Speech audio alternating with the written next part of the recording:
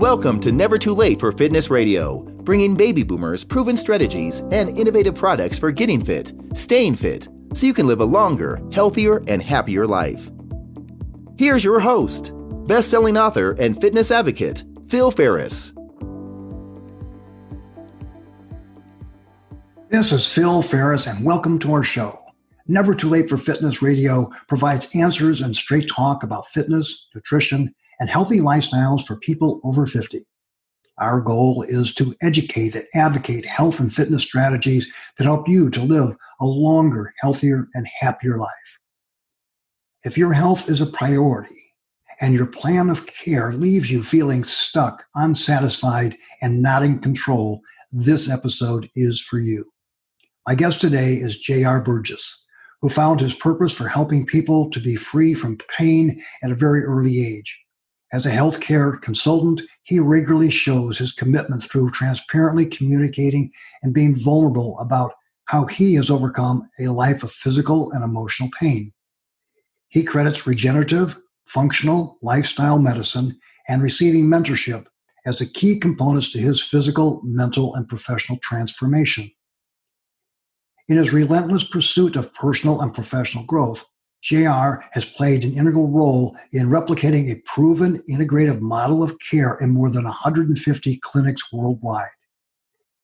He is driven to make the greatest contribution in changing the way healthcare can be delivered by implementing restorative medicine protocols, medical marketing and sales, practice management, and medical leadership development.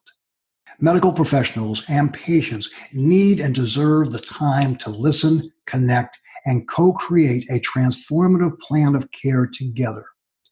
JR believes healthcare without personal growth, movement, and nutrition as the foundation is not healthcare. He is a husband, father of four, international speaker, and two-time #1 best-selling author. He is here today to share his transformative journey and how an integrative plan of care may be just what you need. Thanks for being on the show today, JR. Thank you so much, Phil. It's an honor to be here and share a message and hopefully help some people today.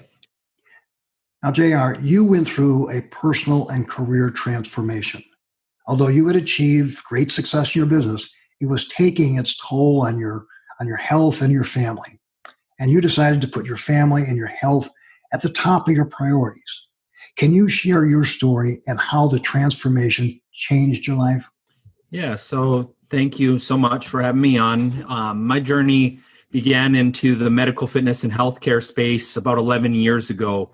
And we started I was a fitness director and started adding medical fitness to a sports medicine doctor that believed that lifestyle changes were really important to get the right outcomes for patients. So we went from 1,000 square feet to 6,000 to a 28,000 square foot integrated center and started licensing it all around the country. So at about that time, that was, a lot of work to get to that point. It was years of significant hours, and I hadn't had, a family right away. So it was really easy when it first began to do that. And then I started to see that I was following my father's footsteps, which was one of the hardest working men I ever knew. But I didn't have him there as a childhood that maybe I would have sought after or wanted from a father.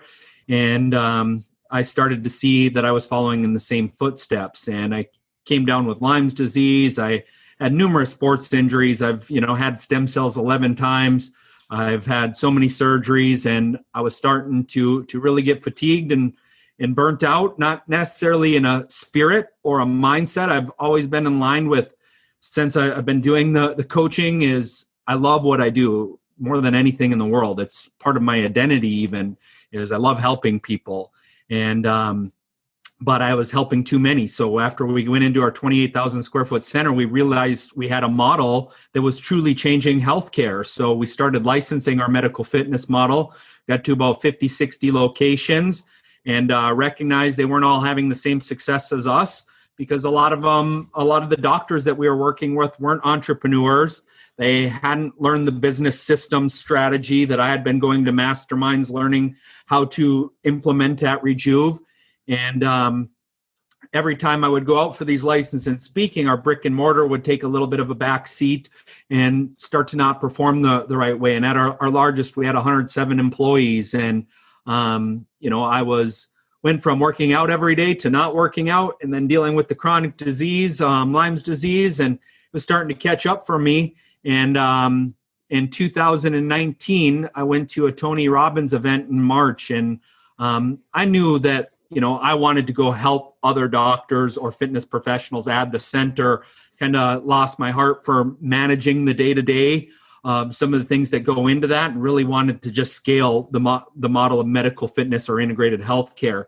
So he gave me some encouragement through his seminars, not personally, that, I had seen my fears. I had always grown up needing some sort of certainty. I was certain in my skills and what I could produce, but, I wasn't a big risk taker. So I was scared to go out on my own. That kind of pushed me over the edge, in addition to another gentleman that has made a big impact in my life over the last couple of years. And I decided to pivot. I sold my shares in our mastermind in our licensed company and one of the clinics that we owned as well, and went on my own just to a mission to help frustrated doctors that are maybe lonely and confused about how to build an integrated center, learn how to attract and convert cash-paying patients so they can actually practice medicine that restores and regenerates health. So what was the moment when you said, I can't keep doing this? What was that one moment, and what did it feel like when you finally made the decision to pivot?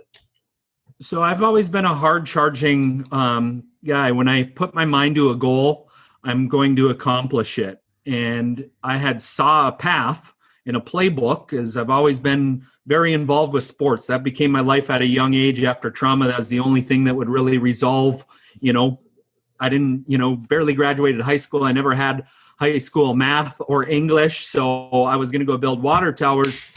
And then I realized what hard work was, and I missed partying and baseball. So I went back to college. But it was, recognizing that I wasn't going to accomplish the goal based on my playbook. I was incredibly blessed and thankful that I had the opportunity there. But I wanted to write my own playbook at this time and focus where I could just put my talents to the best use. So it was recognizing that my way of trying to get there and what the team also needed weren't in the same full alignment anymore. So I wasn't getting where I want after 2 years in terms of the path that I wanted to take.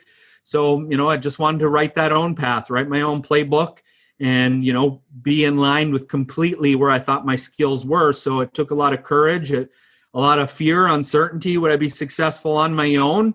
And I made the leap because I recognized my health was trembling. I was reactive versus I usually like to listen, connect with people. So I was turning into less of the person that I was prior. It wasn't just happy joy anymore. It was frustration. And, I could see myself, well, it's their fault, or it's or I was using language that I learned through leadership that just wasn't sitting well with me. And, I've now learned after the fact, sometimes, you're going to continue to hit a brick wall if you're not within the right alignment of your soul's greatest desires.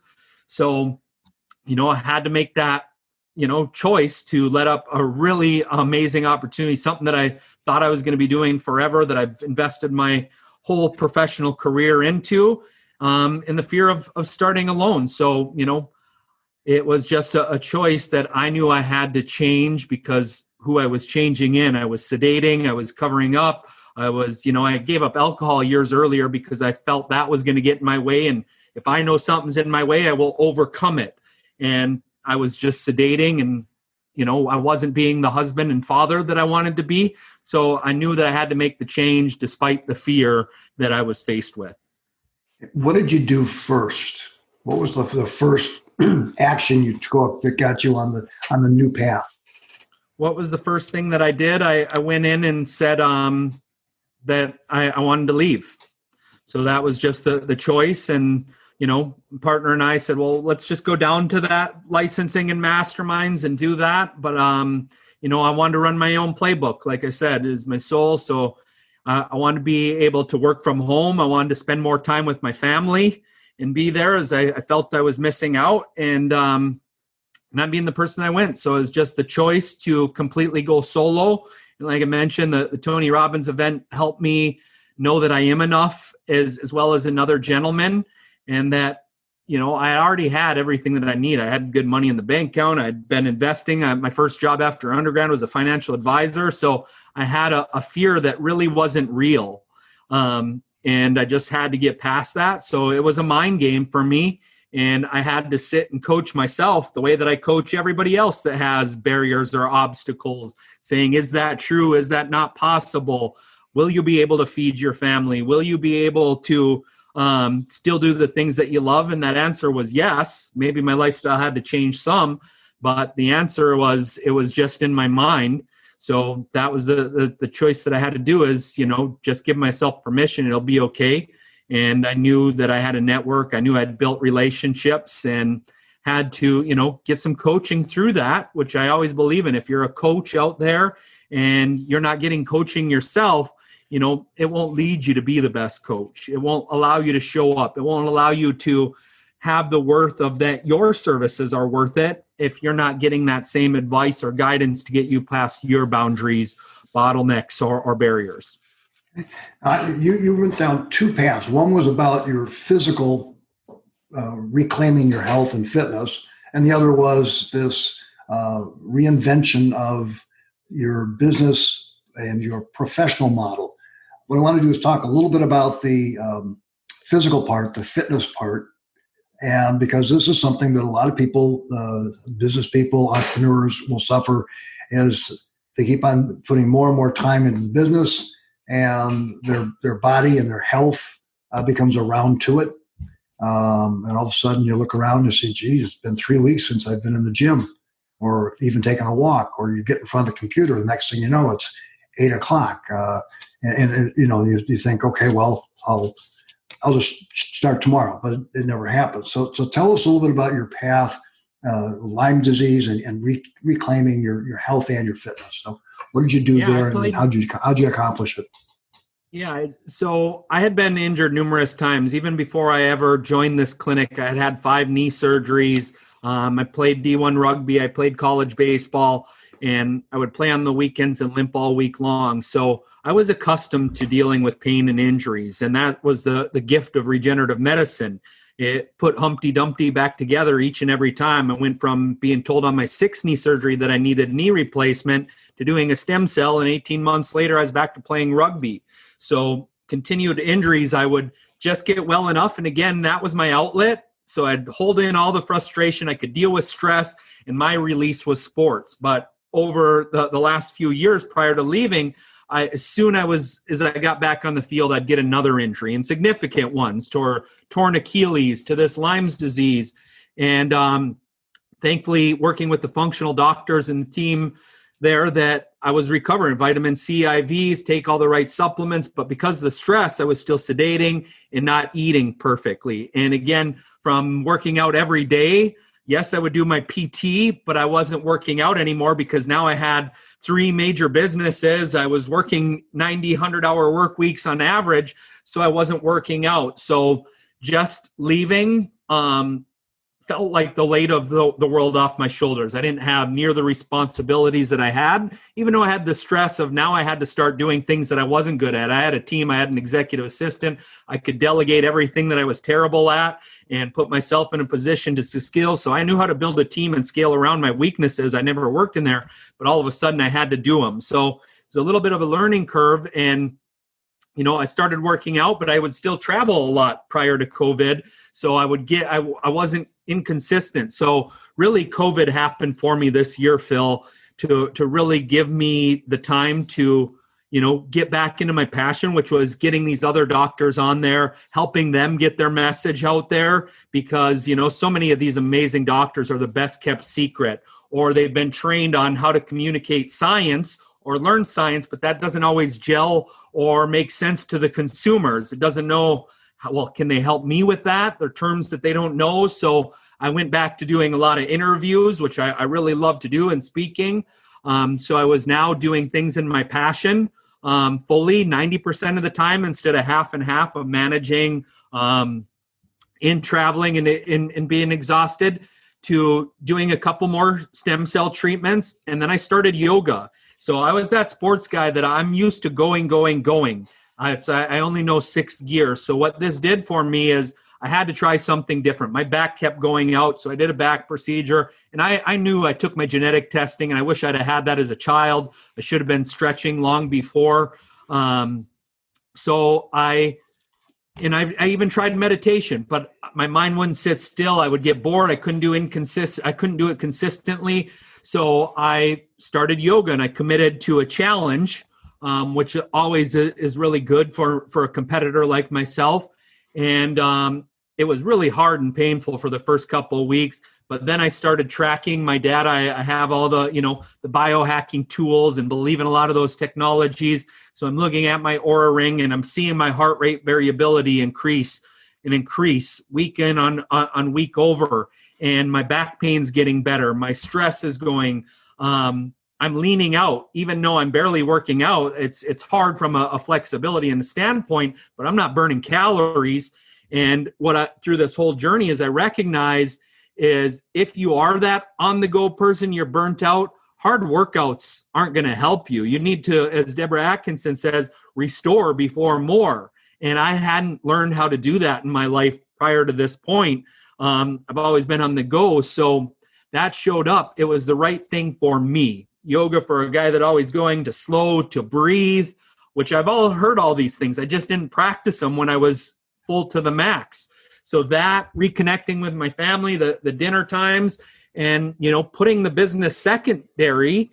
And, the amazing thing is I've always had the mindset of be a go-giver, give the value, outwork everybody. That was like my badge of honor is I can double everybody's production. I didn't burn out from a passion. My health was failing me. So, that pivoted, and instead of just being and connecting, I started getting business and opportunities. And just as we talked prior to the show, I got an offer to be the CEO of the MedFit Network, not by doing more, by saying, hey, here's the skills and value I can bring. Not that anything that you start isn't going to take work or a challenge, but I put my family first. I put our vacations first. I put my yoga as a routine first. And, good things are happening without the same grind mentality that I had before. Okay. Now there's a couple things several things that you mentioned there. One is the go-getter, the hard driver. And if you don't allow time for recovery for your body and your mind and your spirit, it starts to bark at you. And so making that as a priority allows you to do more because you're more present, because you're not fighting all the other thoughts in your head of all the things you got to do and the next, I got to be there, I got this other appointment. So how did that make you feel once you got your priorities aligned? How did that change the way you lived your life and how you feel about your life? It feels better. I mean, spiritually, I'm connected. Not that I don't still have challenges and struggles, just like every other human being. I've been that one guy that trades one addiction for the next. Even if they're a good addiction, everything has that fine line that I call it. Just like sports, they can be a good thing, but when you beat the crap out of your body over and over, it's not a great thing. Work can be a great thing, especially if you're aligned with your passion. But if it becomes an obsession or you're not taking time for your family, for your health, then too much of anything can be too much. So I just had to learn to get comfortable with less. And that was, such a pivot for me and such a opposite of who I've been my entire life. But in order for me to sustain and look at the goals for the long haul, to walk my children down the aisle, to travel and hike up mountains, it was pretty clear to see the path that I was on wasn't going to get me. And I've always heard this in mentorship. Every human or system is perfectly designed for the results that it produces. So if you want a better family, if you want a better marriage, if you want better business, you can't do the same things to get to that next level. You either have to add more structure, rest more, delegate more, gain a skill, whatever it is. It's just expecting, you've heard the definition of insanity, expecting different results without changing the inputs or the outputs is, not probably going to happen. So I was, at least aware enough and self-aware enough that things had to change, even though, and it took a friend at a funeral in this transition. She looked over at me. She was one of my best friend's childhood mother and sees how I grind. And she looks over me, and this is one of our friends' funeral and everything, and says, JR, what do you have left to prove? And I almost got offended for a minute. I was thinking, hey, I'm doing good things. But I sat and reflected, and really for a long time afterwards, and is like, you're right. Whose love am I not enough was? Was I grinding because I wanted to make my father proud or follow his footsteps? Was I trying to prove the teachers that said I was a loser when I was behavioral and didn't fit into a school system? What was I doing this for? What was God's calling for me? And it wasn't an identity in work. It's, hey, helping people, which I still do. And I've now learned how to scale. And we'll get to that, and I'm sure in a minute, is how I've now scaled. Instead of how do I do this and have the impact that I want, I have to change. And that's going to a group system or learning what, everything that I need to do strategically. But then I need to have this balanced approach. And balance for me is I still don't mind a 50-hour work week, but balance that really makes the first things first, and then everything else that isn't a priority, you get better at saying no, which was next to impossible for me growing up. I was, like I said, give the extra value. I became popular in personal trainer because I gave everybody in the gym free sessions when I first started. Everybody that I ever connect with, I want to give value first, but I had to see, in order to fit that all, I have to get good at saying no to things instead of looking at, like every entrepreneur at one point, is your main focuses in life operating at the highest level? Because anytime you say yes to something when your priorities aren't operating at the highest level is really just your own, kryptonite. Yep. And it's because everything you're saying yes to, that means you're saying no to something else. And that may be something that's more important rather than urgent. And we tend to get caught up in the tyranny of the urgent and yes, yes, yes. And that means I don't have time to say yes to family, to working out, to my health. And that was required a change, Phil, because that's how my success was built. By, again, overworking, by overgiving value. But again, what's got you there won't get you to that next place. So everybody should always, that's listening, constantly evaluate what's the new change that's going to get me to that next place. And, reflecting. That's why I like sitting down quarterly and relooking at my goals. What are the priorities? What needs to change? I like setting and having annual planning with not just my inputs, but getting my mentors, my team members' inputs, and really making sure that the right plan is in place, because you can only do so much. And not that they're not good ideas or good things, but again, first things got to get done. And a lot of people, and I work with a lot of visionaries, and some of you listening are visionaries because you're listening, trying to grow. We love that. But we always have that end goal versus you got to kind of reverse engineer that thing and say, in order to get there, what is the exact first steps that I need to take? And a lot of the visionaries don't like taking the day-to-day. They just want the team to execute that. But you can't get there without taking the first steps. And usually that's structure, SOPs, doing the things that maybe you don't love until you can bring in those other team members. So as long as you have a clear strategic plan, it's so much easier than just floundering and doing and saying yes to everything. And that's even after I just recently took the business mastery. I was really good at that in Rejuve, is I recognized how we grew. It was all about systems to create that structure and freedom. But now I had to do that for myself again. I didn't have a sales process. I didn't block my time for my marketing, my sales. I was just doing things. And again, starting to get a little more busy than I want to. It's time to really get structured again for me to be the most effective that I can. Okay, so JR, what I want to have you talk about is you've pulled a couple of passions, a couple of businesses together that utilize your unique strengths and experience and still give you the flexibility to manage your health and your family. So tell us about the businesses and how they fit and what they do to help people, because these are businesses that help people get better. I mean, And so, and they fit together. So talk a little about the Medical Fitness Network and Health Evaders and how they work together and how they can help doctors and, the average person get healthier. So first off, I want to tell a quick little story, because I think strategy is the key to success, and then obviously implementation. So, I was at a Midwest Finals rugby match about 4 years ago, and I hadn't played in 2 years because my body was injured, and I just got there. And once upon a time, I was a pretty good rugby player and could score nearly every game. And I'm watching the warm-ups like I always do, and I watch the other team intently, and I see their lineups. I see the guy that they're going to have on the outside, and I recognize that's immediately their weakness. So, we go out onto the field, and I'm starting. This is to go to the championship game, and we have an inside center in the game of rugby who's a dominator. He scores regularly. And I go out to their guys and I say, hey, guys, right away, you've got to swing it out to me right away. And they're like, hey, we got these plays that we run with King James. I said, no. I said, trust me, just swing the ball out there the first time that we're inside our 50-meter line. And immediately they do that first two plays when we're inside the offense, and I easily go around and score upon the guy. So what you have to look at in business is, what are the gaps? And when I see both medicine and fitness, there's two primary gaps when it comes to integrative care, because it's not insurance driven.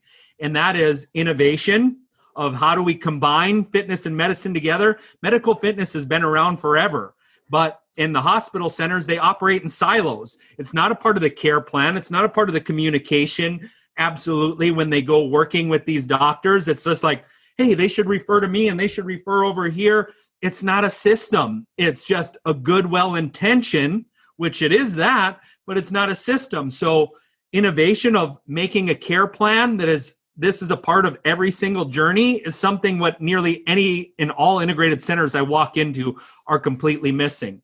And then innovation is marketing and sales. Because healers want to help people, especially medical, they're used to just saying, here's your insurance, it's covered. They would just have to give that expert opinion. They didn't have to influence. They didn't have to communicate. They didn't have to hear and listen what they already did and didn't work before. So they have to switch. And the trainers, they didn't go to get marketing and sales background. They just wanted to help people. So in these groups that I worked with, those are the centers of what I'm doing. What is that strategic customer journey? That's one care plan. It doesn't mean they all need it. It just needs to be a part of the system and creating a unique branded protocol that gets there. But now these doctors, these trainers need to learn how to message, communicate, influence, do motivational interview, to ask for a sale if they think they're the best. By the time I left one-on-one coaching and sales, if I had somebody that was sick or in chronic disease or overweight and they came into our facility and I didn't help them get started, I felt that I was killing them if they walked out the door, because there was nothing better than what our solution was. So I believed in our service. And if people out there are going to be successful and attract people with cash base and money, you better be certain that you have a solution to offer there. So if you're not certain, you either need to get better at your skills or then get the coaching to learn how to communicate if you do believe your service is a right fit. So Health Evaders is my mission to help doctors learn how to attract, convert, scale, and grow their practices with systems that work in a cash-based world. And my mission with MedFit and that network is to educate, to really join Lisa and bring that business aspect. They have so much amazing information of education. Here's how we work with people with joint replacements, Parkinson's, you name it, from an education. But if we're looking to have impact, it has to be a profitable and sustainable business model. We are never going to be successful if these cash care or integrated clinics aren't a viable business model. They just say that other system makes money. Sorry. If it doesn't work financially, it's not going to scale and grow. So, and I'm not saying profits before people, I'm saying people before profits. But if you're good with people, you better make a profit if you want this mission and model to succeed and scale. So that's my mission, is to help those trainers. That's why I'm involved with nearly every fitness association, to find the best of them that have taken that next level skill to get a little bit better, to join these practices to be the difference makers in it, because I believe any healthcare system without fitness, wellness, health coaching as the foundation is managed care, not healthcare. Okay, now, it's a very powerful message, especially in today with COVID.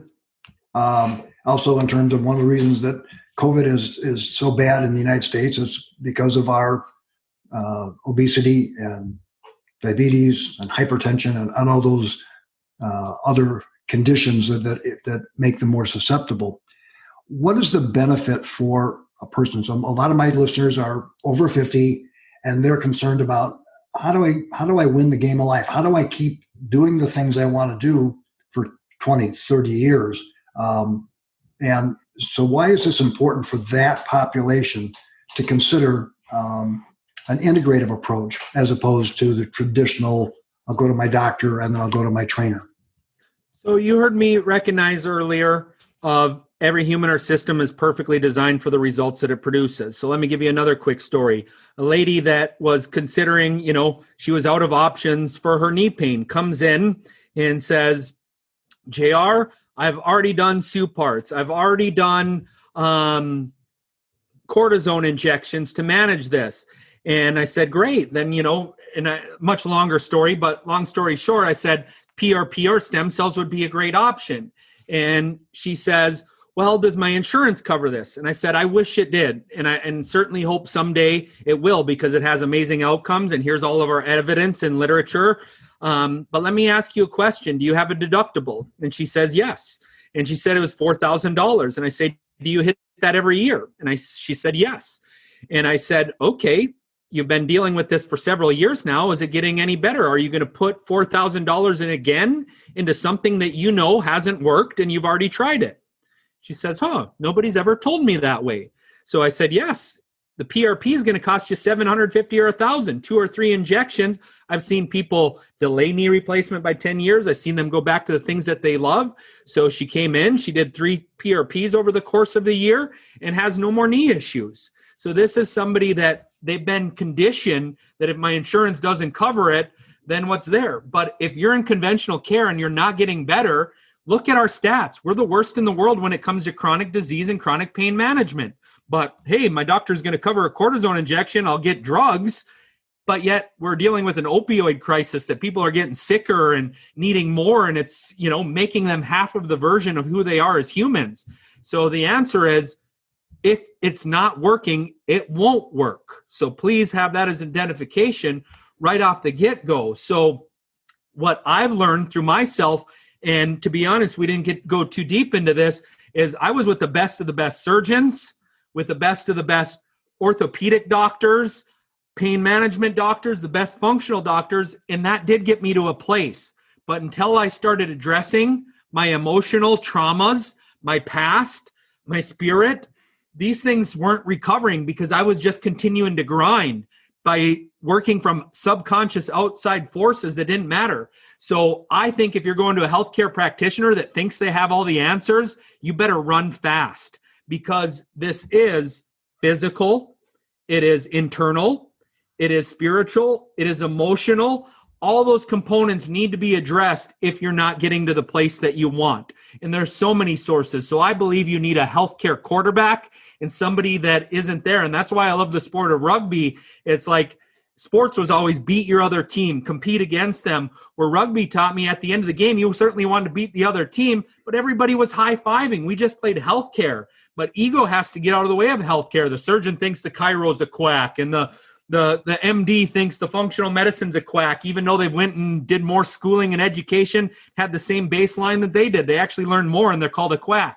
So the fact of the matter is, we should be all high-fiving people that want to get better, because there are certain people that if we don't do the work ourselves, we don't eat better, and their managed care is only going to be the solution. So we need surgeons. We need the mainstream conventional medicine. But if you're out there and you want to get better, health is everything. So if you're an entrepreneur, you're grinding, and your health isn't there, for what? What do you have to prove? Just like my friend's mom told me, is it's not going to work. If you're not healthy, if you're not vibrant, if you're not doing the things that you love, if you can't be there for your family, or they're going to have to take care of you, then we're missing the foundational piece. Health is everything. And it doesn't happen in one of these practices. Some of the integrated centers don't even have all the pieces and tools, but the right one doesn't say, well, if I refer to them, they're not going to come back. No, if you're the quarterback of transforming their lives, they're going to refer all the people and say, JR was the person that helped me really get a grip on my whole strategic plan for addressing all these issues. So that's where healthcare is going to have to change, as a team approach, not a scarcity approach, not an ego approach, but listening to the client and looking at all those areas, because it doesn't happen. And if I could go back 10 years, I would have probably addressed the trauma first, and I may not be in the same boat that I was in. Now, if someone wants to, how would someone go about finding a healthcare provider that can provide, that's integrated, that can provide more than just a specific specialty? Because we're taught specialization, and they work in silos, and so the communication isn't always there. So if I were someone, one of my listeners wanted to say, well, how do I find an integrative practitioner? How do I find these people that have the skills that you talk about? Great question. So of those things that I mentioned, physical, emotional, spiritual, internal, as everybody's got a problem that's more glaring than others. So if you're physical, I would find in pain, I would find a doctor that does regenerative medicine. These are all over now, but just like anything, there's good regenerative doctors and ones that have excelled. So you want to find somebody that has done it numerous times. Find an expert in whatever you choose. If you're talking chronic pain and disease, then go find a functional medicine doctor that's either done the A4M fellowship or IFM. Find the best ones and that do it primarily, that do it well, and that have testimonials. Everybody that's going to compete online today, you should be able to go see the reviews and the testimonials, and that if they transfer lives.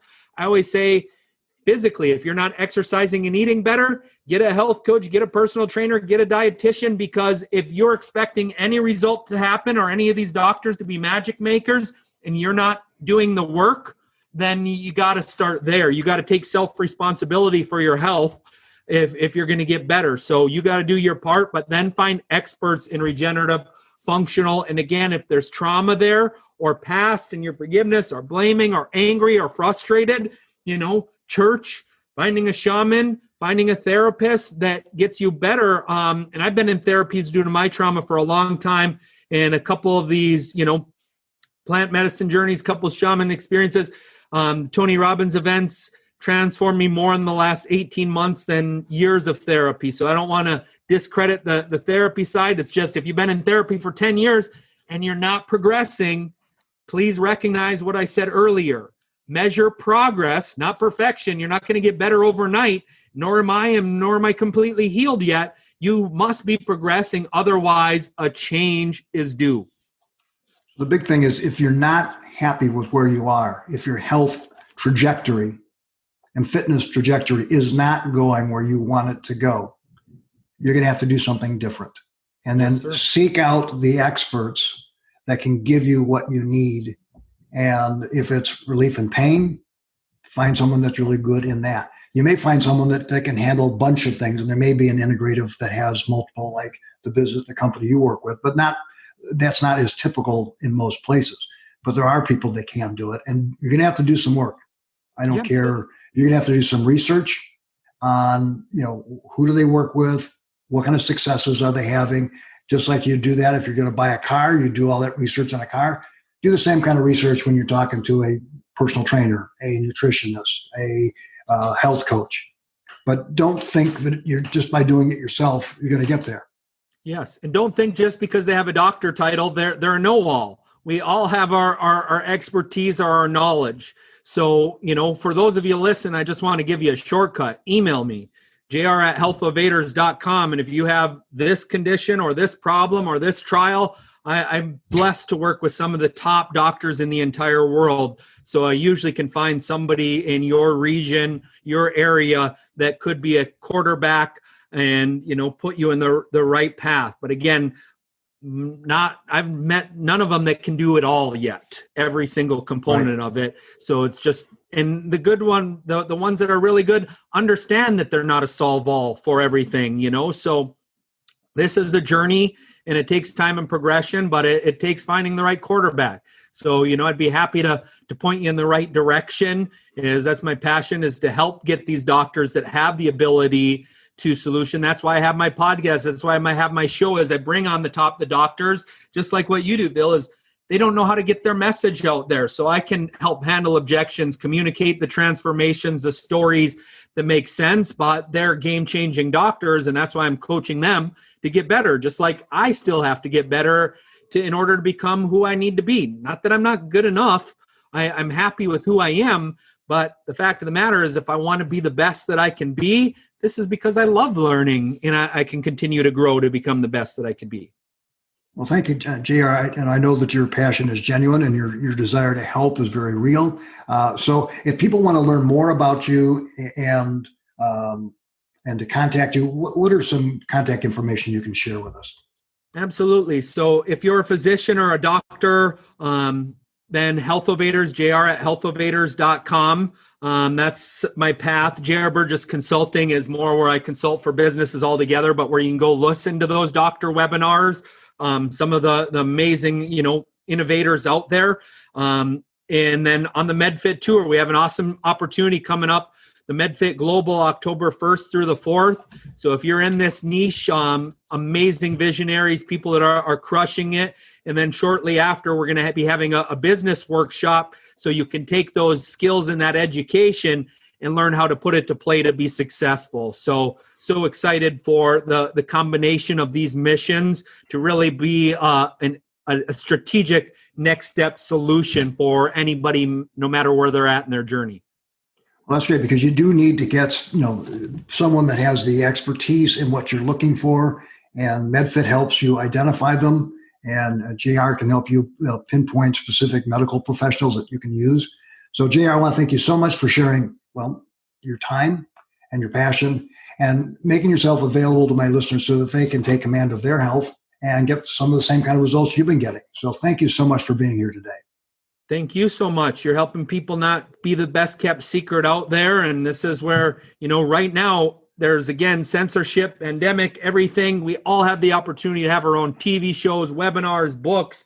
Reading right there is get that message out there. There's people that are losing hope or that don't have hope, and you are that vehicle. So they need you. Learn how to walk through that fear like I've learned how to, and still not self-confident that I'm a great speaker by any means, but it's bigger than myself. So I just put it out there, and, I'll deal with imperfection and try to continue to grow.